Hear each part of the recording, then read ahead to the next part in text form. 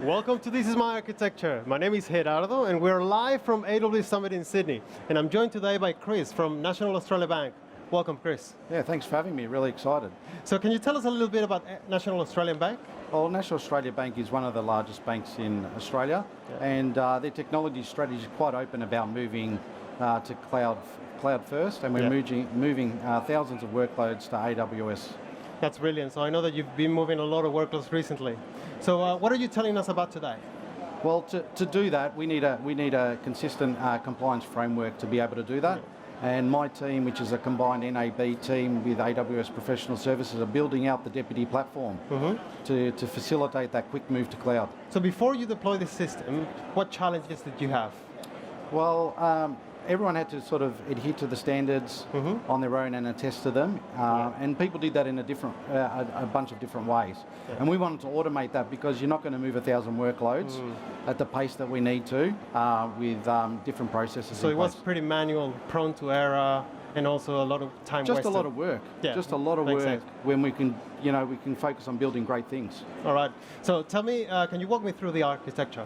Yeah, so we have our service teams in NAB, so they're my customers. And what actually happens is we've got in their non-production account, they're running their pipelines, and they're sending all the events to Kong running on ECS, and we use Kong to publish our endpoints, which then goes over to Lambda, and Lambda then captures those events and stores them in DynamoDB.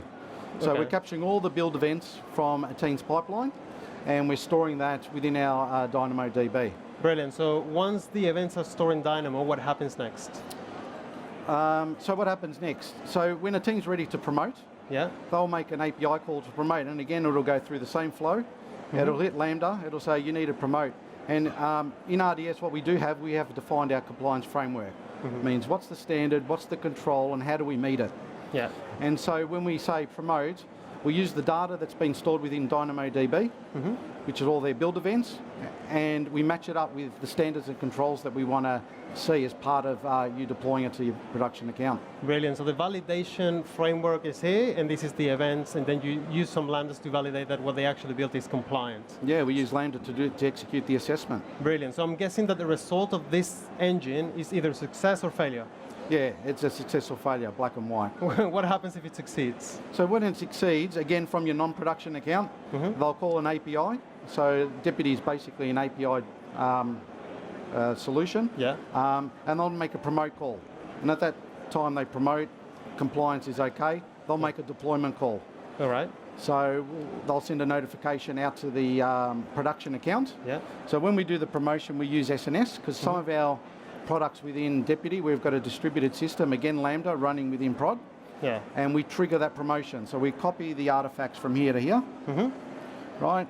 And then when we do the deployment, we send an SQS notification message, which triggers their deployment tools. Perfect. So why have you chosen to use technologies like Lambda and SNS? Well, we had to get something out to market very quickly. We needed to move workloads quickly. We wanted our team to focus on building the business logic and the outcome. So we didn't want them to manage infrastructure. We didn't want them to have operational overheads. And Lambda fitted that bill straight away. And in terms of SNS, because we are deploying components into other people's accounts, we don't have access to those accounts and their production accounts. So we wanted a nice way to be able to securely send that information and also an ability to fan out, because we are talking about 80 to 100 NAB service teams that are going to jump onto this platform. Brilliant. And why two different types of databases? Well, it was really about picking out fit-for-purpose services, right? So with DynamoDB, it is capturing build events. I've started my build, here's some evidence with it. I've executed a code scan, here's my evidence. So key value pair, Dynamo's perfect for that. Go back to our key principles, low operational overhead, don't want to manage the infrastructure. It's performant. This is perfect. In terms of RDS and Postgres, well, those compliance frameworks are relational in nature, standard, control, how do you attest to it? And because we are going to have 80 to 100 service teams, we're going to have many pipelines sending information. So we also need to understand who the team is, what services they run. And this helps you achieve that at scale, I guess. That's right, and that's why that's why it's relational. This is good. Look, I love how you've implemented this system that is giving your developers freedom to build, while also giving them the guardrails so that you can maintain your security standards and build trust with the regulator. This is an amazing architecture. Thank you for sharing with us. All right, thanks for having me. And thank you for watching. This is my architecture.